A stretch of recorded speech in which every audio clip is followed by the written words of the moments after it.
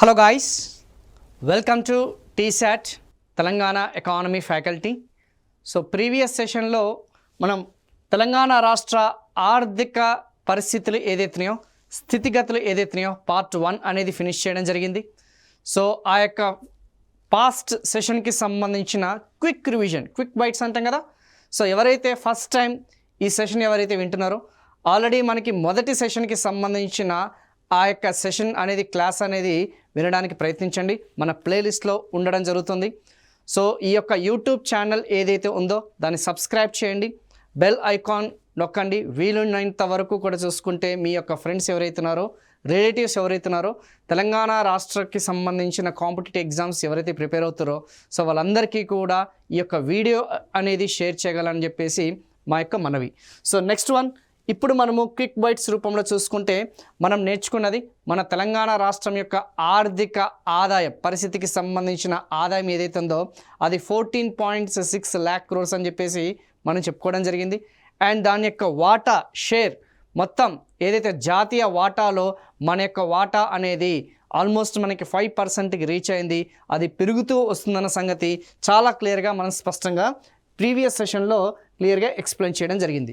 ఇది కాకుండా అనుబంధ రంగాలు, సో ఏదైతే వ్యవసాయ రంగానికి సంబంధించిన వాటా, పారిశ్రామిక రంగానికి సంబంధించిన వాటా, సేవా రంగానికి సంబంధించిన వాటా షేర్స్ అనేది అత్యధికంగా మనకి సేవా రంగం నుంచి వాటా వస్తుంది. సెకండ్ వన్ వచ్చేసి మనకి పారిశ్రామిక రంగం నుంచి వాటా వస్తుంది. అండ్ అల్పంగా వచ్చేసి లీస్ట్ వచ్చేసి మనకి ఆ యొక్క వ్యవసాయము మరియు అనుబంధ రంగాల నుంచి వాటా వస్తుందన్న సంగతి చాలా స్పష్టంగా మనం క్లారిటీగా ప్రీవియస్ సెషన్లో మనం డిస్కస్ చేసుకోవడం జరిగింది. ఇది కాకుండా ఆ యొక్క వాటా అనేది పెరుగుదల నమోదైందా, తగ్గుదల నమోదైందా? ఫర్ ఎగ్జాంపుల్, తెలంగాణ రాష్ట్రానికి సంబంధించిన సేవా రంగపు వాటా అనేది పెరుగుతూ వస్తుంది.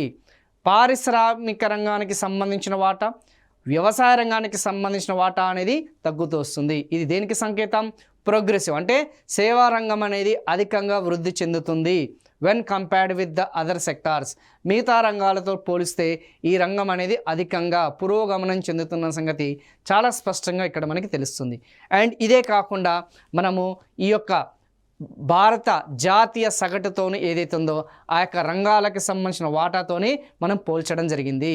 ఈ యొక్క మన యొక్క సేవా రంగం వాటా అధికంగా ఉంది అండ్ భారత జాతీయ సేవా రంగం వాటా అల్పంగా ఉంది. అట్ ద సేమ్ టైం మన యొక్క పారిశ్రామిక రంగం వాటా తక్కువగా ఉంది అండ్ భారత జాతీయ వాటా అనేది పారిశ్రామిక రంగం వాటా అనేది అధికంగా ఉంది. అండ్ మన యొక్క తెలంగాణ రాష్ట్రానికి సంబంధించిన వ్యవసాయము అనుబంధ రంగాల వాటా తక్కువగా ఉంది. ఆ యొక్క జాతీయ వ్యవసాయము మరియు అనుబంధ రంగాల వాటా అనేది అధికంగా ఉంది. అలా స్టేట్మెంట్ వైజ్గా ఎగ్జామినేషన్లో అడిగే ఛాన్సెస్ ఉంది. కొంచెం వీటి మీద కొంచెం ఫోకస్ చేయడానికి ప్రయత్నించండి, ఓకేనమ్మా. So quick revision, I think I have clearly explained it. Now ఇప్పుడు మనము జీడిడిపికి సంబంధించినది ప్రీవియస్ సెషన్లో మనము కంట్రిబ్యూషన్స్ మనం చెప్పుకున్నాం. ఇప్పుడు వచ్చేసి మనకి గ్రాస్ డొమెస్టిక్ ప్రోడక్ట్ ఏదైతే ఉందో జిల్లాల వారీగా ఆదాయాలు అనేది ఏ విధంగా ఉన్నాయనేది స్పష్టంగా మనం తెలుసుకుందాం, ఓకేనా. సో ప్రస్తుత ధరల్లో చూసుకుంటే ఏ ధరలోనమ్మా? ప్రస్తుత ధరలు ఏదైతే ఉన్నాయో సో ఆ ప్రస్తుత ధరలకి సంబంధించిన ఆ యొక్క ఆదాయాలు అనేది ఫోకస్ చేస్తే అత్యధిక వాటా కలిగినది, మేబీ ఎగ్జామినేషన్ పాయింట్ ఆఫ్ వ్యూలో ఈ యొక్క ఎంట్రీ లెవెల్ క్వశ్చన్స్ ఏదైతున్నాయో, ఏ లెవెల్ క్వశ్చన్స్ ఏదైతున్నాయో మన తెలంగాణ రాష్ట్రానికి సంబంధించిన అత్యధిక వాటా, అత్యధిక ఆదాయం కల జిల్లా ఏది అని అడిగితే మాత్రం ఖచ్చితంగా ఆన్సర్ వచ్చేసి రంగారెడ్డి జిల్లా. సో ఆల్మోస్ట్ మనకి 6.4 lakh crores, దాదాపు తెలంగాణ రాష్ట్ర ఆదాయం వచ్చేసి 6,43,000 కోట్లు. అందులో అత్యధికంగా చూసుకుంటే అధిక స్థాయిలో వస్తు సేవల యొక్క ఉత్పత్తి విలువ అనేది ఏ జిల్లా నుంచి సహకారం అనేది అందిస్తుంది, ఏ జిల్లా నుంచి మనకి కంట్రిబ్యూషన్ అనేది ఉంది అనేది అబ్జర్వ్ చేస్తే రంగారెడ్డి జిల్లా. రెండవ స్థానంలో ఉన్నది హైదరాబాద్. సో మూడవ స్థానంలో ఉన్నది మేడ్చల్ మల్కాజ్గిరి జిల్లా, ఓకేనా. ఈ మూడు చూసుకుంటే ప్రధానంగా ఆల్మోస్ట్ చూసుకుంటే 75% కంటే అధికంగా, ఎంత శాతం అమ్మా? ఆల్మోస్ట్ 3/4% కంటే అధికంగా ఈ 3 జిల్లాల నుంచే మనకి ఆదాయం అనేది ఉంది. అందుకే చాలామంది ఉపాధి అవకాశాల కోసము, చాలామంది ఉద్యోగ అవకాశాల కోసము ఈ హైదరాబాద్ పరిసర ఏదైతే చుట్టుపక్కల ఉన్న ఆ యొక్క ప్రాంతాలకి వలస రావడానికి ప్రధానమైన కారణం వచ్చేసి ఇక్కడ ఆర్థిక కార్యకలాపాలు అనేది చాలా చురుగ్గా చాలా వేగంగా మనకి ఆ కార్యకలాపాలు అనేది కొనసాగుతాయి. సో అని చాలా స్పష్టంగా తెలిసిపోతుంది. ఓకేనమ్మా. సో అందుకే ఈ యొక్క ఏదైతే ఇండస్ట్రియలైజేషన్, ఇది దేనికి సంకేతము? ఇండస్ట్రియలైజేషన్, పారిశ్రామీకరణ అనేది హైదరాబాద్ అవుట్స్కట్స్లో వేగవంతంగా జరుగుతుందన్న సంగతి చాలా క్లియర్గా తెలుస్తుంది. పరిశ్రమలన్నీ కూడా ఒకే ప్రాంతంలో కేంద్రీకృతమైనవి, ఒకే ప్రాంతంలో ఒకే ఏరియాలో ఆ హైదరాబాద్ చుట్టుపక్కల ప్రాంతాల్లో మాత్రమే ఎక్కువగా కాన్సన్ట్రేట్ అయిన సంగతి చాలా స్పష్టంగా తెలుస్తుంది. ఇది హైయెస్ట్ అమ్మ. టాప్ 3 అనేది ఖచ్చితంగా ఎగ్జామినేషన్ పాయింట్ ఆఫ్ వ్యూలో మీరు టాప్ 3కి సంబంధించిన ఏదైతే ఉన్నాయో అవి ఖచ్చితంగా గుర్తుపెట్టుకున్నామా. ఫస్ట్ వన్ వచ్చేసి మనకి రంగారెడ్డి జిల్లా, సెకండ్ వన్ వచ్చేసి మనకి హైదరాబాద్ జిల్లా, మూడోది వచ్చేసి Medchal Malkajgiri.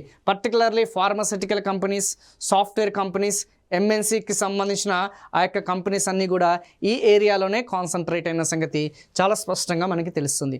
And least one వచ్చేసి ఆబ్వియస్లీ లీస్ట్ జీడిడిపికి సంబంధించిన ఆ యొక్క జిల్లాలు వచ్చేసి చాలా స్పష్టంగా ఇక్కడ మనకి ములుగు జిల్లా కనిపిస్తుంది కదమ్మా.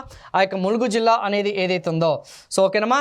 సో ములుగు జిల్లాలో ఆ యొక్క లీస్ట్ ఎకనామిక్ యాక్టివిటీస్, అత్యల్పంగా ఆర్థిక కార్యకలాపాలు అనేది అక్కడ జరుగుతున్న సంగతి గుర్తుపెట్టుకోండి.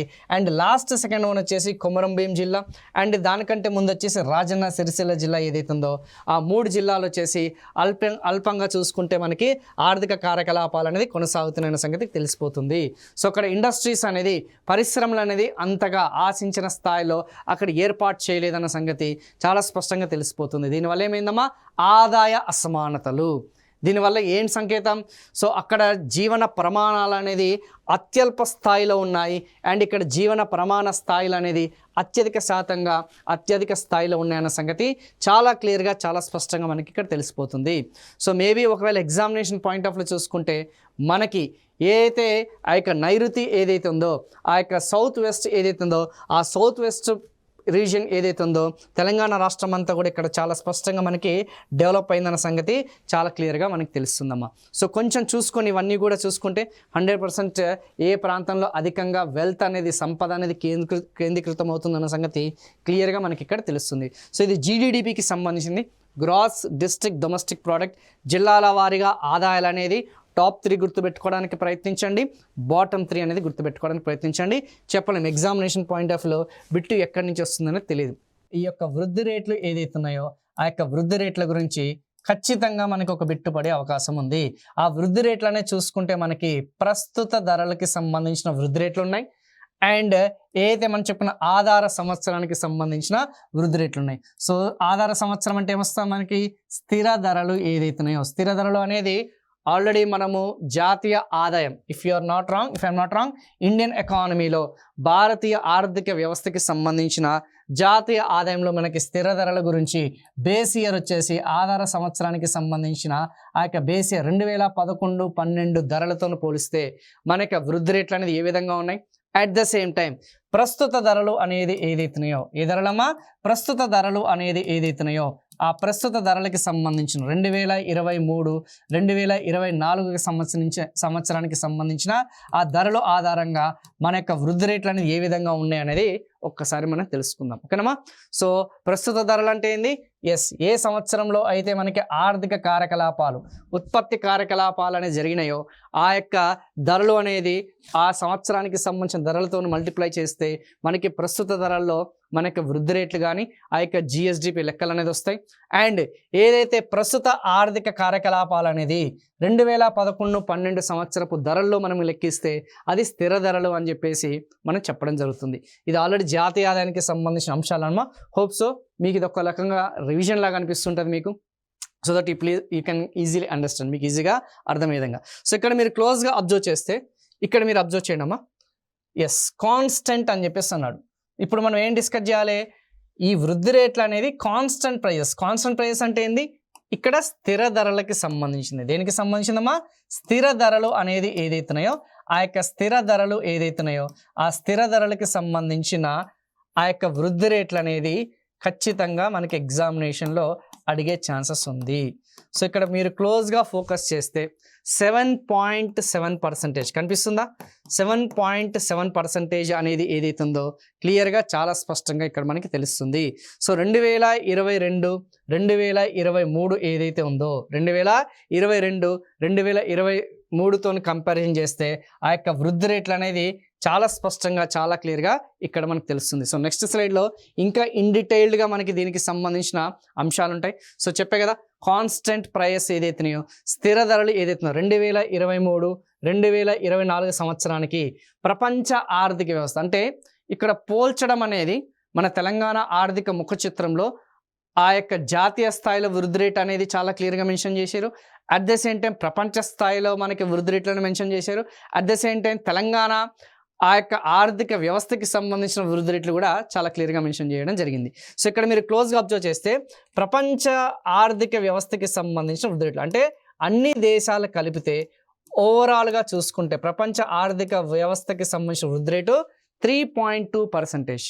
అదే భారతదేశానికి సంబంధించిన అన్ని రాష్ట్రాలు అన్ని కేంద్ర పాలిత ప్రాంతాలకి సంబంధించిన భారతదేశ ఆర్థిక వృద్ధి స్థిర ధరలమ్మ మళ్ళీ రిపీట్ చేస్తున్నాను, కాన్స్టెంట్ ప్రైజెస్. అభ్యర్థులందరూ కూడా ఎవరైతే ఈ కాంపిటేటివ్ ఎగ్జామినేషన్స్కి ఎవరైతే ప్రిపేర్ అవుతారో మళ్ళీ రిపీట్ చేస్తున్నాను, మనకి ఖచ్చితంగా ఎగ్జామినేషన్ పాయింట్ ఆఫ్ వ్యూలో స్థిర ధరలు ప్రస్తుత ధరలు అని చెప్పేసి చాలా స్పష్టంగా ఎగ్జామినర్ వచ్చేసి అడిగే ఛాన్సెస్ ఉంది. ఎప్పుడు కూడా జాతీయ ఆదాయపు లెక్కలు అనేది స్థిర ధరలు అనేదే ప్రామాణికంగా తీసుకుంటారు. ఎందుకు? అక్కడ ధరల తటస్థీకరణ అనేది జరుగుతుంది, ప్రైస్ న్యూట్రలైజేషన్ అనేది మనకి జరుగుతుంది. ఆ యొక్క ధరల యొక్క పెరుగుదల ప్రభావం అనేది ఏదైతుందో ఆ ప్రైస్ చెక్స్ అనేది వాళ్ళు తీసి ఇన్ఫ్లేషనరీ టెండెన్సీస్ ధరలకు సంబంధించిన ద్రవ్యోల్బణానికి సంబంధించిన ఆ యొక్క పరిస్థితులు ఏదైతున్నాయో వాటిని నివారించి తటస్థీకరణ చేసి మనకి వృద్ధి రేట్లు అనేది స్థిర ధరల్లో నమోదవ్వడం జరుగుతుంది. ఇది మాత్రం చాలా స్పష్టంగా గుర్తుపెట్టుకోండి. సో భారతదేశానికి సంబంధించిన వృద్ధి రేట్లు ఏదైతుందో అది 7.6%, తెలంగాణకి సంబంధించిన వృద్ధి రేటు 7.4%. సో ఇక్కడ చాలా స్పష్టంగా మనకి ఏమర్థమవుతుందమ్మా, ఎస్ తెలంగాణ ఆర్థిక వృద్ధి ఏదైతుందో తెలంగాణ ఆ యొక్క వృద్ధి రేటు ఏదైతుందో స్థిర ధరలకి సంబంధించి వెరీ ఇంపార్టెంట్. ఆ యొక్క వృద్ధి రేటు అనేది ఎక్కువగా ఉందా తక్కువ ఉందా? తక్కువగా ఉంది వన్ కంపేర్డ్ విత్ ద జాతీయ సగటు ఏదైతే ఉందో జాతీయ సగటుకి సంబంధించిన వృద్ధి రేటుతో పోలిస్తే ఆ యొక్క జాతీయ వృద్ధి రేటుతో పోలిస్తే చాలా స్పష్టంగా మనకి తక్కువగా ఉందన్న సంకేతం అనేది చాలా స్పష్టంగా ఇక్కడ మనకి తెలుస్తుంది. సో మేబీ ఎగ్జామినర్ దీని ఆధారంగా కూడా ఓకే క్వశ్చన్ వచ్చేసి ఫ్రేమ్ చేసే అవకాశం ఉంది, ఆస్కారం అనేది కూడా ఉంది. కొంచెం గుర్తుపెట్టుకోండి. మరి ఇది ప్రస్తుత ధరలకి సంబంధించిన ఏదైతే ఉందో అది చెప్పినారు కదా సార్, మరి అదే ప్రస్తుత ధరలు కాకుండా మనకి కాన్స్టెంట్ ప్రైస్ కాకుండా current year price okay sorry స్థిర ధరలు, ప్రస్తుత ధరలు కదమ్మా, ఇది స్థిర ధరలు, వెరీ సారీ స్థిర ధరలు. సో స్థిర ధరలు ఆధారంగా చూసుకుంటే మీరు ఆల్రెడీ దీనికి సంబంధించిన అంశాలన్నీ కూడా క్లియర్గా చెప్పినారు కదా. మరి ప్రస్తుత ధరలు ఆధారంగా చూసుకుంటే ఏ ధరల ఆధారంగా చూసుకుంటే ప్రస్తుత ధరలు ఏదైతున్నాయో దాని ఆధారంగా చూసుకుంటే మన తెలంగాణ యొక్క వృద్ధి రేట్ అనేది అధికంగా ఉందా అల్పంగా ఉందంటే ఇక్కడ రివర్స్ అవుతుంది. అక్కడ తెలంగాణ వృద్ధి రేట్ అనేది అధికంగా ఉంది, జాతీయ సగటు వృద్ధి రేట్ అనేది తక్కువ ఉంది. కానీ బిఫోర్ గోయింగ్ టు నెక్స్ట్ స్లైడ్కి వెళ్ళలేక ముందు ఖచ్చితంగా మీరు దీనికి సంబంధించిన ఆ యొక్క ప్రపంచ ఆర్థిక వ్యవస్థకి సంబంధించిన వృద్ధి రేటు, భారతదేశ సగటు వృద్ధి రేటు, తెలంగాణకి సంబంధించిన రాష్ట్ర వృద్ధి రేటు అనేది మాత్రం మెమరీ ఈ 7.4% 7.6% ఏదైతుందో అది కొంచెం మెమరైజ్ చేసుకోవడానికి ప్రయత్నించండి. ఫ్యాక్చువల్ డేటా ఆధారంగా బిట్ అనేది పడితే మాత్రం ఖచ్చితంగా మీకు ఆస్కారం అనేది కనిపిస్తుంది కదా. Yes Telangana 7.4% and all India ఏదైతుందో జాతీయ సగటు వచ్చేసి 7.6%. దాని ఆధారంగానే మీకు మనకి తెలుగులో ఇక్కడ ట్రాన్స్లేషన్ అనేది చేయడం జరిగింది. ఓకేనమ్మా, జస్ట్ ఆ ఫిగర్స్ ఏదైతున్నాయో దాన్ని చూసుకొని మీకు ఎక్స్ప్లెయిన్ చేయడం జరిగింది, కొంచెం చూసుకోండి ఓకేనా. నౌ మరి మన యొక్క స్థానం, మన యొక్క ర్యాంకింగ్ అనేది ఏ విధంగా ఉంది వృద్ధి రేట్ల పరంగా చూసుకుంటే ఏదైతే GSDP growth rate at constant price, constant అంటే ఇక్కడ క్లియర్గా తెలుస్తుంది కదా ఈ యొక్క స్థిర ధరలు, ఇందాక అదే కదా చెప్పుకుంది. సో స్థిర ధరలు పరంగా చూసుకుంటే తెలంగాణ రాష్ట్రానికి సంబంధించిన వృద్ధి రేట్ ఎంత ఉంది 7.4% ఉంది. మరి ఏ ర్యాంకింగ్లో ఉన్నాం, ఏ ర్యాంక్లో మనం కలిగి ఉన్నాం, 1వ ర్యాంకా, 2వ ర్యాంకా, 3వ ర్యాంకా, అత్యధిక వృద్ధి రేటు నమోదైన ఆ యొక్క రాష్ట్రం ఏంది, అత్యధిక వృద్ధి రేటు నమోదైన రాష్ట్రం ఏంది, మన యొక్క స్థానం ఏంటంటే 7th పొజిషన్. ఇక్కడ క్లోజ్గా అబ్జర్వ్ చేస్తే అత్యధిక వృద్ధి రేటు నమోదైన రాష్ట్రంగా కనిపిస్తుంది మనకి. అత్యధిక వృద్ధి రేటు నమోదైన రాష్ట్రంగా మనకి ఒడిస్సా అనేది కనిపిస్తుంది. ఓకేనా. అదే ఒకవేళ ఎగ్జామినేషన్ పాయింట్ ఆఫ్లో దక్షిణాది రాష్ట్రాల్లో సౌత్ స్టేట్స్లో కంపారిజన్ చేస్తే హైయెస్ట్ గ్రోత్ రేట్ రికార్డెడ్ అయిన రాష్ట్రం ఏందని అడుగుతాడు. సో అదే ఓవరాల్గా ఆల్ ఇండియా అఖిల భారత స్థాయిలో అడిగితే, జాతీయ ఏదైతే మనం చెప్పుకున్నాం అడిగితే మాత్రం ఒడిస్సా, ఓన్లీ సౌత్ ఇండియాలో అడిగితే తమిళనాడు. మరి ఇది మన తెలంగాణ ఆర్థిక వ్యవస్థలో అడిగే ఛాన్సెస్ ఉందా సార్ అంటే, ఒకవేళ తెలంగాణ ఆర్థిక వ్యవస్థలో అడగకపోయినా కానీ ఇండియన్ ఎకానమీ ఏదైతే ఉందో ఆ యొక్క భారతీయ ఆర్థిక వ్యవస్థలో కూడా ఇండైరెక్ట్గా మనకి బిట్టుపడే అవకాశం ఉంది. కొంచెం చూసుకోండి. ఓకేనా. దక్షిణాది రాష్ట్రాల్లో తమిళనాడు హైయెస్ట్ ఉంది, అండ్ ఓవరాల్గా అన్ని రాష్ట్రాలు చూసుకుంటే ఒడిస్సా హైయెస్ట్ ఉంది. ఈ రెండు మాత్రం ఖచ్చితంగా మెమరైజ్ చేసుకోండి, వేరే ఆప్షన్ అనేది లేదు. మరి మన తెలంగాణ రాష్ట్రం వచ్చేసి ఏ పొజిషన్లో ఉందంటే 7.4%, 7th ప్లేస్లో ఉందన్న సంగతి ఇది కూడా గుర్తుపెట్టుకున్నామా. 1 2 3 4 5 6 7 కనిపిస్తుంది కదా. సో 7th పొజిషన్ ఉందన్న సంగతి గుర్తుపెట్టుకోండి. Very very very important. మరి ఇది కాకుండా మనకి ఎగ్జామినేషన్లో ఇంకా ఏమన్నా అడిగే ఛాన్సెస్ ఉందా, కొంచెం అప్లికేటెడ్గా, కొంచెం నాలెడ్జ్ బేస్డ్గా అంటే ఇప్పుడు మన స్థానం అనేది ఏదైతే ఉందో, మన ప్లేస్ ఏదైతే ఉందో, మన యొక్క ర్యాంకింగ్ అనేది ఏ రాష్ట్రాలతోని మనం చరి సమానంగా పంచుకున్నామని అడుగుతాడు. ఇక్కడ అబ్జర్వ్ చేస్తే అదే 7.4% అనేది తెలంగాణ రాష్ట్రమే కాకుండా రాజస్థాన్కి, ఆంధ్రప్రదేశ్ రాష్ట్రాలు కూడా ఈక్వల్ గ్రోత్ రేట్స్ రికార్డ్ అయిన సంగతి ఒక్కసారి మీరు అబ్జర్వ్ చేయండి అమ్మా. So Rajasthan and Andhra Pradesh. So maybe ఎగ్జామ్లో ఇది కూడా అడిగే ఛాన్సెస్ ఉందా లేదా, ఏ రాష్ట్రం యొక్క వృద్ధి రేటు తెలంగాణ రాష్ట్రానికి సమానంగా ఉన్నాయి, లేదంటే తెలంగాణ రాష్ట్రం యొక్క వృద్ధి రేటు ఏ రాష్ట్రాలతో సమానంగా ఉన్నాయని అడిగితే మాత్రం ఖచ్చితంగా మనకి అక్కడ మనము ఒక వెనుకడిగేసినట్టే. So examiner point of view మీరు ఆలోచించి మనకి ప్రిపరేషన్ స్ట్రాటజీస్ అనేది మనం ఎప్పటికప్పుడు కూడా మార్చుకుంటూ ఉండాలి. సో సర్వే బేస్డ్ ఆధారంగానే మ్యాక్సిమం మనకు క్వశ్చన్స్ వచ్చే ఆస్కారం ఉంది కాబట్టి దాని ఆధారంగానే చూసుకున్నాము. ఓకేనా. Next one, current price. ఇప్పుడు వరకు మనం డిస్కస్ చేసుకున్నదంతా కూడా స్థిర ధరలకి సంబంధించింది. ఇప్పుడు వచ్చేసరికి ప్రస్తుత ధరలకి సంబంధించి. స్థిర ధరలతో పోలిస్తే ప్రస్తుత ధరలు కదా, ఆ యొక్క స్థిర ధరలతో పోలిస్తే మన యొక్క వృద్ధి రేటు, తెలంగాణ రాష్ట్రం యొక్క వృద్ధి రేటు అనేది ఏదైతే ఉందో తక్కువ ఉందా ఎక్కువ ఉందా, స్థిర ధరలతో పోలిస్తే మనది తక్కువ ఉంది. కానీ ప్రస్తుత ధరలతో పోల్చండి అమ్మ, ప్రస్తుత ధరలతో పోలిస్తే తెలంగాణ రాష్ట్రం యొక్క వృద్ధి రేటు అనేది అధికంగా ఉందన్న సంగతి చాలా స్పష్టంగా మనకి తెలుస్తుంది. సో ఇందాకనే చెప్పిన మీకు స్టార్టింగ్లోనే ఎక్కడైతే మనకి స్థిర ధరలు అనేది ఎక్కడైతే చెప్పినో స్థిర ధరలతో పోలిస్తే మన రాష్ట్రం యొక్క వృద్ధి రేట్ అనేది అల్పంగా ఉంది, లెస్సర్గా ఉంది when compared with the all India. అదే ప్రస్తుత ధరలు 2023, 2024 ధరలు ఏదైతే ఉన్నాయో అది కన్సిడర్ చేస్తే, అది పరిగణలోకి తీసుకుంటే మన యొక్క వృద్ధి రేట్ అనేది, తెలంగాణ రాష్ట్రం యొక్క వృద్ధి రేట్ అనేది భారతీయ జాతీయ సగటు కంటే ఎక్కువగా ఉందన్న సంగతి చాలా స్పష్టంగా ఇక్కడ మనకు తెలుస్తుంది. సో గత సంవత్సరంతో పోలిస్తే 11.9% వృద్ధి రేటు నమోదైంది. ఎవరికి సంబంధించిన వృద్ధి రేట్ ఇది, మన తెలంగాణ రాష్ట్రానికి సంబంధించిన వృద్ధి రేట్ అనేది ఏదైతే ఉందో అది నమోదైందన్న సంగతి చాలా స్పష్టంగా చాలా క్లియర్గా ఇక్కడ మనకి తెలిసిపోతుంది. తెలంగాణకు సంబంధించింది. అండ్ 9.1 వచ్చేసి భారత ఏదైతే మనం చెప్పుకున్న సగటు వృద్ధి రేట్ అన్న సంగతి ఇక్కడ మనకి తెలిసిపోతుంది. ఎగ్జామినర్ వచ్చేసి చెప్పలేం, బిట్ ఎక్కడి నుంచి అయినా పడే ఆస్కారం అనేది ఉంది, మనకి స్కోప్ అనేది ఉంది. ప్రస్తుత ధరల నుంచి అయినా అడగవచ్చు, స్థిర ధరల నుంచి అయినా అడగవచ్చు. మళ్ళీ రిపీట్ చేస్తున్నామా, స్థిర ధరలతో కంపారిజన్ చేస్తే మనది తక్కువగా ఉంటుంది, ప్రస్తుత ధరలతో కంపారిజన్ చేస్తే మనది అధికంగా ఉందన్న సంగతి చాలా స్పష్టంగా ఇక్కడ తెలుస్తుంది. సో తెలంగాణ రాష్ట్రానికి సంబంధించిన వృద్ధి రేటు సగటున మనకి 12% ఉంది, ఆ యొక్క జాతీయ సగటు వచ్చేసి మనకి 9% అనేది ఉందన్న సంగతి చాలా స్పష్టంగా తెలుస్తుంది. అక్కడ వచ్చేసరికి 7.6, 7.4 ఉంది కదా, ఇక్కడ వచ్చేసరికి 11.9, 9.1. సో కొంచెం ఇవి రన్నింగ్ నోట్స్ అనేది రాసుకుంటూ మీ యొక్క ప్రిపరేషన్ కొంచెం ఎన్హాన్స్ చేసుకోవడానికి ప్రయత్నించండి. సో తెలంగాణ ఆర్థిక వ్యవస్థ గురించి పూర్తి స్థాయిలో మీరు గ్రిప్ అనేది తెచ్చుకోండి. స్థిర ధరల్లో మన యొక్క ర్యాంకింగ్ అనేది 7th ర్యాంకింగ్, అదే మనకి ప్రస్తుత ధరలు చూసుకుంటే మన యొక్క ర్యాంకింగ్ అనేది 3rd ర్యాంక్ కనిపిస్తుందా మీకు ఇక్కడ.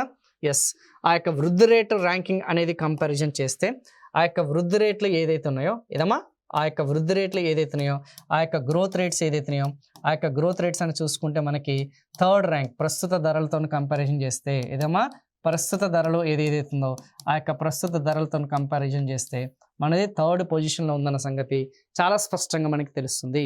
సో ఇలాంటి క్వశ్చన్స్ అనేది ఎక్కువగా మనకి ఆస్కారం ఉందన్న సంగతి మీరు ఒక్కసారి చూసుకోండి. సో హైయెస్ట్ వచ్చేసరికి తమిళనాడు చూసిరా. అదే మనకి స్థిర ధరలతో కంపారిజన్ చేస్తేనేమో మనకి ఒరిస్సా ఉంది, కానీ ప్రస్తుత ధరలకు వచ్చేసరికి తమిళనాడు రీప్లేస్ అయిపోయింది. సో మ్యాక్సిమం ఇలాంటి ఏదైతే ఉన్నాయో ఒక్కసారి మన socio economic outlook, Telangana socio economic outlook తీసుకొని ఖచ్చితంగా దాని ఆధారంగానే మన ప్రిపరేషన్ స్ట్రాటజీ అనేది ఎప్పటికప్పుడు కూడా మార్చుకుంటూ పోండి. సో ఓకే, నెక్స్ట్ వన్, ఇది ఫ్యాక్చువల్ డేటా. ఇదంతా కూడా చూసుకుంటే ఫ్యాక్చువల్ డేటా. కొంచెం మీరు దీన్ని చూసుకోవడానికి ప్రయత్నించండి. స్థిర ధరలు, ప్రస్తుత ధరల మీదనే మీరు ఎక్కువగా కాన్సన్ట్రేట్ చేయడానికి ప్రయత్నించండి. ఓకేనా. నెక్స్ట్ వన్ వచ్చేసి ఇండివిజువల్ వృద్ధి రేట్స్, ఇండివిజువల్ గ్రోత్ రేట్స్. వ్యక్తిగతంగా ఆ యొక్క వృద్ధి రేటు, అత్యధిక వృద్ధి రేటు నమోదైనది ఏది? వ్యవసాయ రంగానికి సంబంధించిన వృద్ధి రేటు అధికంగా ఉందా? పారిశ్రామిక రంగానికి సంబంధించిన వృద్ధి రేటు అధికంగా ఉందా? సేవా రంగానికి సంబంధించిన వృద్ధి రేటు అధికంగా ఉందా? సరే, ఎలా చెప్తున్నారంటే లాస్ట్ ప్రీవియస్ సెషన్లో మనము కంట్రిబ్యూషన్స్, వాటా, సహకారం అనేది చెప్పుకున్నాం. అత్యధిక సహకారం 2/3 66% వచ్చేది ఏముంది? సేవా రంగం ఉంది. రెండవ అత్యధిక సహకారం ఏముంది? పారిశ్రామిక రంగం ఉంది. మూడవది వచ్చేసి లీస్ట్ వచ్చేసి వ్యవసాయము మరియు అనుబంధ రంగాలకి సంబంధించిన వాటా అనేది ఆల్మోస్ట్ 16% ఉంది. అది మనం తెలుసుకున్నాం. మరి వృద్ధి రేటు పరంగా చూసుకుంటే ఇది కూడా డాటా కాబట్టి ఇది కూడా మనం కొంచెం ఎగ్జామినేషన్ పాయింట్ ఆఫ్ లో అత్యధికంగా వృద్ధి రేటు నమోదైన రంగం ఏంది, రెండవ అతిపెద్ద ఓకేనా వృద్ధి రేటు నమోదైన రంగం ఏంది, లీస్ట్ అతి తక్కువ వృద్ధి రేటు నమోదైన రంగం ఏందని చెప్పేసి ఖచ్చితంగా అడిగే ఛాన్సెస్ ఉంది. అది కొంచెం చూసుకోండి. వ్యవసాయ రంగానికి సంబంధించిన వృద్ధి రేట్ అనేది 4% అండ్ పారిశ్రామిక రంగానికి సంబంధించిన వృద్ధి రేట్ అనేది 10%. సో ఇవన్నీ కూడా కొంచెం ఎగ్జామినేషన్. అదే సేవా రంగానికి సంబంధించిన వృద్ధి రేట్ వచ్చేసరికి 14.6%. ఇక్కడ మళ్ళీ రిపీట్ చేసుకుంటే, మళ్ళీ మీరు క్లోజ్గా అబ్జర్వ్ చేస్తే ఓకేనా, మళ్ళీ మీరు కొంచెం క్లోజ్గా అబ్జర్వ్ చేస్తే సేవా రంగానికి సంబంధించిన వృద్ధి రేట్ అనేది, ఏ రంగానికి సంబంధించిన వృద్ధి రేటు? సేవా రంగానికి సంబంధించిన ఆ యొక్క వృద్ధి రేట్లు ఏదైతే ఉన్నాయో సేవా రంగానికి సంబంధించిన ఆ యొక్క వృద్ధి రేటు అనేది అత్యధికంగా ఉంది. రెండవది వచ్చేసి పారిశ్రామిక రంగానికి సంబంధించిన, దేనికి సంబంధించిన? పారిశ్రామిక రంగానికి సంబంధించిన వృద్ధి రేటు ఏదైతే ఉందో అది సెకండ్ పొజిషన్లో ఉంది. అండ్ వ్యవసాయము మరియు అనుబంధ రంగాలు ఓకేనమ్మా, వ్యవసాయము మరియు అనుబంధ రంగాలకి సంబంధించిన ఆ యొక్క వృద్ధి రేటు అనేది ఏదైతే ఉందో అది లీస్ట్గా ఉందన్న సంగతి చాలా స్పష్టంగా మనకి ఇక్కడ తెలిసిపోతుంది. సో కొంచెం దీని మీద ఫోకస్ చేయండి. సో ఇక్కడ ఓవరాల్గా చూసుకుంటే ఈజీగా మీకు షార్ట్ కట్స్ అనొచ్చు, ఈజీగా షార్ట్ కట్ పరంగా చూసుకుంటే ఆర్ టిప్స్ అండ్ ట్రిక్స్ పరంగా చూసుకుంటే సహకారం విషయంలో అయినా సరే, అంటే రంగాల వారీగా వాటా సహకారం అంటే అదే కదా, సహకార పరంగా చూసుకున్నా కానీ వృద్ధి రేటు పరంగా చూసుకున్నా కానీ, సహకారం పరంగా చూసుకున్నా కానీ వృద్ధి రేట్ల పరంగా చూసుకున్నా కానీ హైయెస్ట్ మనకి సర్వీస్ సెక్టార్ అనేది డామినేట్ చేస్తుంది. లీస్ట్ వచ్చేసరికి మనకి ఆ యొక్క అగ్రికల్చర్ సెక్టార్ అని డామినేట్ చేస్తుంది అనేది చాలా స్పష్టంగా మనకు తెలుస్తుందమ్మా. సో చూడండి, కావాలంటే 14.6% ఇక్కడ చాలా స్పష్టంగా తెలుస్తుంది. పారిశ్రామిక రంగం వాటా 10% అండ్ వ్యవసాయము మరియు అనుబంధ రంగాలకి సంబంధించిన వాటా ఆ యొక్క 4%. గ్రోత్ రేట్ అనేది చాలా స్పష్టంగా ఇక్కడ మనకి క్లియర్గా మనకు తెలుస్తుంది. సో కొంచెం ఎందుకంటే మన ఆర్థిక వ్యవస్థకి సంబంధించిందంతా కూడా చూసుకుంటే ఎక్కువగా మనకి దత్తాంశాలు స్టాటిస్టిక్స్ బేస్డ్గా ఉంటుంది కాబట్టి కాన్సెప్ట్స్ అనేవి తక్కువగా ఉంటాయి కాబట్టి మ్యాక్సిమం ఆ యొక్క డాటాని ఎక్కువగా విశ్లేషించి ఆ యొక్క ప్రశ్నలు అడిగే ఛాన్సెస్ అనేది ఎక్కువగా ఉంది. ఈ మధ్య కాలపు ప్రశ్నలన్నీ కూడా జనరల్ స్టడీస్ ఏదైతే ఎవరైతే అడుగుతున్నారో అవన్నీ కూడా చూసుకుంటే వీటి నుంచే ఎక్కువగా మనకి బిట్స్ అనేది పడుతున్నాయి. అందుకే ఫస్టే మనకి దీని ఆధారంగానే మన యొక్క సెషన్స్ అన్నీ కూడా కొనసాగుతున్నాయి అమ్మ. ఓకే, నెక్స్ట్ వన్, దానికి సంబంధించిన అంశాలన్నీ కూడా ఇంకా తెలుసుకుందాం. నెక్స్ట్ ఇంకా ఫైనల్గా మనకి మిగిలిపోయిన ఒకే ఒక్క టాపిక్ వచ్చేసి మనకి ఈ యొక్క ఉపాధి, ఉద్యోగితకి సంబంధించిన అంశాలు. సో ఎంప్లాయ్మెంట్ ఏదైతే ఉందో దానికి సంబంధించింది, ఏ రంగంలో అత్యధికంగా మనకి ఒకనా ఉపాధి అనేది అందిస్తుంది, ఉద్యోగ కల్పన అవకాశాలు అనేది అధికంగా ఉన్నాయి, అందరికీ తెలిసిందే. వ్యవసాయము మరియు అనుబంధ రంగాలు ఏదైతే ఉన్నాయో, agriculture and it's allied sector ఏదైతే ఉందో అత్యధికంగా మనకి ఉద్యోగ కల్పన అనేది జరిగింది. ఆల్మోస్ట్ 47.3%. 47 అంటే మన తెలంగాణ రాష్ట్రంలో 100 మంది మనకి వర్క్ ఫోర్స్ అనేది ఉన్నారనుకుంటే, శ్రామిక జనాభా ఉన్నారనుకుంటే, శ్రామిక శక్తి అనుకుంటే, అందులో వ్యవసాయము మరియు అనుబంధ రంగాలకి సంబంధించిన దానిలో ఎంగేజ్ అయిన వాళ్ళు ఎంతమంది ఉన్నారమ్మా? ఎంతమంది ఎంగేజ్ ఉన్నారు? 47.3% అనేది ఎంగేజ్ అయిన సంగతి చాలా క్లియర్గా మనకు చాలా స్పష్టంగా మనకు తెలిసిపోతుంది. At the same time next one వచ్చేసి సర్వీస్ సెక్టార్. నెక్స్ట్ వన్ వచ్చేసి ఆల్మోస్ట్ చూసుకుంటే మనకి సేవా రంగంలో ఆల్మోస్ట్ చూసుకుంటే 33% ఎంగేజ్ అన్న సంగతి చాలా స్పష్టంగా మనకి తెలిసిపోతుంది. అండ్ ఫైనలీ మనం చూసుకుంటే ఓకేనమ్మా, పారిశ్రామిక రంగానికి సంబంధించిన ఆ యొక్క షేర్ ఏదైతే ఉందో అది వచ్చేసి మనకి ఆల్మోస్ట్ 19.7% వచ్చేసి పారిశ్రామిక రంగం మీద ఆధారపడుతున్నారన్న సంగతి క్లియర్గా మనకి తెలిసిపోతుంది. సో పారిశ్రామిక రంగం మీద ఎంతమంది ఆధారపడుతున్నారమ్మా? ఎస్, 19.7% ఆధారపడుతున్నారు. అట్ ద సేమ్ టైం సేవా రంగం మీద ఎంత ఆధారపడుతున్నారు? ఎస్, సేవా రంగం అనేది ఏదైతే ఉందో సేవా రంగం మీద ఎంతమంది ఉపాధి కల్పిస్తుంది? ఎస్, ఆల్మోస్ట్ 33% అనేది ఉపాధి కల్పిస్తుంది. అండ్ వ్యవసాయము మరియు అనుబంధ రంగాలు ఏదైతే ఉందో వ్యవసాయము మరియు అనుబంధ రంగాలు ఏదైతున్నాయో ఆ యొక్క వ్యవసాయము మరియు అనుబంధ రంగాలకి సంబంధించిన వాటా కాదమ్మా, వ్యవసాయం మరియు అనుబంధ రంగాలకి సంబంధించిన ఎంప్లాయ్మెంట్ ఉపాధి అనేది ప్రతి 100 మందిలో ఎంతమంది కల్పిస్తుందంటే 47.3. ఆల్మోస్ట్ తెలంగాణ రాష్ట్రంలో చూసుకుంటే 70% మంది గృహాలు ఏదైతున్నాయో 70% ఆఫ్ ది హౌస్ హోల్డ్స్ వచ్చేసి ఆల్మోస్ట్ మనకి agriculture and it's allied sector మీదనే ఎక్కువగా డిపెండ్ అవుతారు అన్న సంగతి గుర్తుపెట్టుకోండి. Very very very very very important. So ఇవి కొంచెం ఎగ్జామినేషన్ పాయింట్ ఆఫ్ వ్యూలో చూసుకోండి. ఖచ్చితంగా ఎంప్లాయ్మెంట్ రిలేటెడ్ క్వశ్చన్ అనేది వస్తే మాత్రం అత్యధికంగా మనకి వాటా అనేది ఎంప్లాయ్మెంట్ అనేది ఉద్యోగ కల్పన అనేది వ్యవసాయం మరియు అనుబంధ రంగాలు, రెండోది వచ్చేసి సేవా రంగం, మూడోది వచ్చేసి పారిశ్రామిక రంగం. కొంచెం ఇవన్నీ కూడా ఆ యొక్క అసెండింగ్ ఆర్డర్ డిసెండింగ్ ఆర్డర్లో గుర్తుపెట్టుకోవడానికి ప్రయత్నించండి. Very very very very important. Now compared with the India, మరి జాతీయ సగటుతో కూడా పోల్చుకోవాలా లేదా? కేవలం మన తెలంగాణ రాష్ట్రానికి సంబంధించిన అంశాలు పూర్తి స్థాయిలో విశ్లేషించుకొని మన ఎగ్జామినేషన్కి వెళ్తే ఈ మధ్య కాలంలో ఈ ఎలిమినేషన్ అనేది ఫిల్టరేషన్ అనేది ఈజీగా చేయాలి, టఫ్ లెవెల్ బిట్స్ అనేది ఇవ్వాలి. కొంచెం మనము high level tough level bits అనేది ఇస్తే ఈజీగా మనం ఫిల్టర్ చేయొచ్చు అన్న ఉద్దేశంతో ఆ యొక్క క్వశ్చన్ ఎగ్జామినర్ ఎవరైతున్నారో ఒక అడుగు అనేది ముందుకు వేయడం జరుగుతుంది. సో ప్రతిదానికి కూడా చూసుకుంటే భారతీయ సగటు ఏదైతుందో జాతీయ సగటు ఏదైతుందో దానితో ఎక్కువగా కంపారిజన్ చేస్తున్నాడు. ఆల్మోస్ట్ మనకి యూపీఎస్సీ స్టాండర్డ్ బిట్స్ అన్నీ కూడా చూసుకుంటే ఎక్కువగా కంపారిజన్స్ అనే దాని మీదనే మనకి ఆ యొక్క ఎలిమినేషన్ అనేది ఉంటుంది.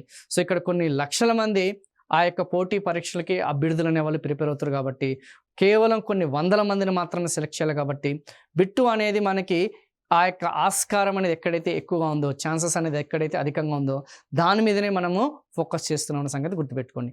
అలా కంపారిజన్ చేస్తే ఈ యొక్క జాతీయ స్థాయిలో ఇక్కడ మళ్ళీ రాసుకున్నామా, జాతీయ స్థాయిలో కంపారిజన్ చేసుకుంటే ఇది ఆల్ ఇండియా వచ్చేసి జాతీయ ఆల్ ఇండియా జాతీయ స్థాయి అనేది ఇక్కడ చూసుకోండి. ఇది వచ్చేసరికి తెలంగాణ రాష్ట్రానికి సంబంధించిన ఉపాధి ఆర్ ఉద్యోగ అవకాశాలకి సంబంధించింది periodic labour force survey. So మనకి పీరియాడిక్ లేబర్ ఫోర్స్ సర్వే అనేది మనకి ఖచ్చితంగా దానికి సంబంధించిన రిపోర్ట్స్ అనేవి మనకి రిలీజ్ అవుతూ ఉంటాయి. సో దాని ఆధారంగానే మన యొక్క సెషన్ అనేది కూడా కొనసాగుతుంది. ఇక్కడ మీరు క్లోజ్గా అబ్జర్వ్ చేస్తే వ్యవసాయము మరియు అనుబంధ రంగాలకి సంబంధించింది ఇది వ్యవసాయము మరియు అనుబంధ రంగాలు. సో ఈ గ్రీన్ అనేది ఏదైతే ఉందో వ్యవసాయం. సో జాతీయ స్థాయిలో చూసుకుంటే ఓకేనా, నేషనల్ లెవెల్లో చూసుకుంటే వ్యవసాయము మరియు అనుబంధ రంగాల మీద ఎంతమంది ఆధారపడుతున్నామా? ఆల్మోస్ట్ మనకి 45.8 కాబట్టి 46% వేసుకుందాం. ఎందుకంటే కొంచెం మనము ఈజీగా మీకు ఇంటర్ప్రిట్ చేసుకోవచ్చు కాబట్టి. అదే మనకి ఈ యొక్క తెలంగాణ రాష్ట్రానికి సంబంధించి చూసుకుంటే ఆల్మోస్ట్ 47.3 అంటే ఎక్కువగా చూసుకుంటే మనకి తెలంగాణలోనే అత్యధిక స్థాయిలో అత్యధిక శాతం వ్యవసాయం మీద ఆధారపడుతున్నారు. అట్లనే same go with the industries. అదే మనకి జాతీయ స్థాయిలో పారిశ్రామిక రంగం మీద ఎక్కువ ఆధారపడుతున్నారు. అట్ ద సేమ్ టైం తెలంగాణలో పారిశ్రామిక రంగం మీద తక్కువ ఆధారపడుతున్నారు. అట్ ద సేమ్ టైం మనకి సేవా రంగంలో చూసుకుంటే తెలంగాణ రాష్ట్రంలో అత్యధికంగా వర్క్ ఫోర్స్ ఎవరైతున్నారో శ్రామిక జనాభా వచ్చేసి సేవా రంగంలో ఆధారపడుతున్నారు. అట్ ద సేమ్ టైం ఇక్కడ వచ్చేసరికి జాతీయ స్థాయిలో వచ్చేసరికి తక్కువ మంది ఆధారపడుతున్నారు. ఇక్కడ మీరు క్లోజ్గా అబ్జర్వ్ చేస్తే హైయెస్ట్ వచ్చేసరికి ఇటు వ్యవసాయ రంగంలోను ప్లస్ అటు సేవా రంగంలోని అత్యధికంగా మనము వెన్ కంపేర్డ్ విత్ ఇండియా జాతీయ స్థాయితో పోలిస్తే అత్యధికంగా ఈ యొక్క ఏదైతే మనం చెప్పుకున్న సేవా రంగము ఆ యొక్క వ్యవసాయ రంగం మీదనే ఎక్కువగా ఆధారపడుతున్న సంగతి చాలా స్పష్టంగా చాలా తెలుస్తుంది. కేవలం పరిశ్రమ రంగం మీదనే జాతీయ స్థాయిలో ఎక్కువ శాతం మంది ఆ యొక్క డిపెండ్ అయ్యారనే సంగతి క్లియర్గా తెలుస్తుంది. మేబీ ఈ మూడిటితో కంపారిజన్ చేస్తే ఖచ్చితంగా పోల్చడం నుంచి ఇందులో నుంచి బిట్ అనేది వస్తే పారిశ్రామిక రంగం మీద ఎక్కువ ఆధారపడే వాళ్ళు జాతీయ స్థాయిలోనే ఎక్కువ ఉన్నారు, తెలంగాణలో తక్కువ ఉన్నారు అనేది స్టేట్మెంట్ పరంగా 3 స్టేట్మెంట్లు ఇస్తాడమ్మా. ఓకేనా, ఖచ్చితంగా వ్యవసాయ రంగం మీద ఎక్కువగా డిపెండ్ అవుతున్నారా, కంపారిజన్ చేస్తే సేవా రంగం మీద ఎక్కువ డిపెండ్ అవుతున్నారా, కంపారిజన్ చేస్తే పారిశ్రామిక రంగం మీద డిపెండ్ అవుతున్నారా అనేది కొంచెం మీరు అనాలిసిస్ చేయండి. చేసి దాని స్టేట్మెంట్ రూపంలో మీరు రాసుకోవడానికి ప్రయత్నించండి. ఇప్పటివరకు నేను చెప్పినవన్నీ కూడా ఓన్ ఇంటర్ప్రిటేషన్. మేమంతా కూడా సర్వే కానీ చూసుకొని సోషియో ఎకనామిక్ అవుట్లని చూసుకుంటే, సో ఇవన్నీ కూడా కొత్తగా నూతనంగా అభ్యర్థులు ఎవరైతే ప్రిపేర్ అవుతున్నారో సర్వేని ఎలా చదవాలి, ఫ్యూచర్లో ఒకవేళ వస్తే సర్వేని మనం దాన్ని ఎలా అనాలిసిస్ చేయాలి, సో మాకంటే కొంచెం ఎక్స్పీరియన్స్ అనేది ఉంటుంది కాబట్టి, సో గత ప్రశ్నల సరళని ఏదైతే ఉందో వాటిని విశ్లేషించి ప్రస్తుత క్వశ్చన్ పేపర్ ట్రెండ్స్కి తగ్గట్టుగానే మన సెషన్స్ అన్నీ కూడా కంటిన్యూ అవుతున్న సంగతి గుర్తుపెట్టుకోండి. ఓకేనా? సో మేబీ ఆస్కారం స్కోప్ అనేది వస్తే ఇందులో నుంచే రావాలి.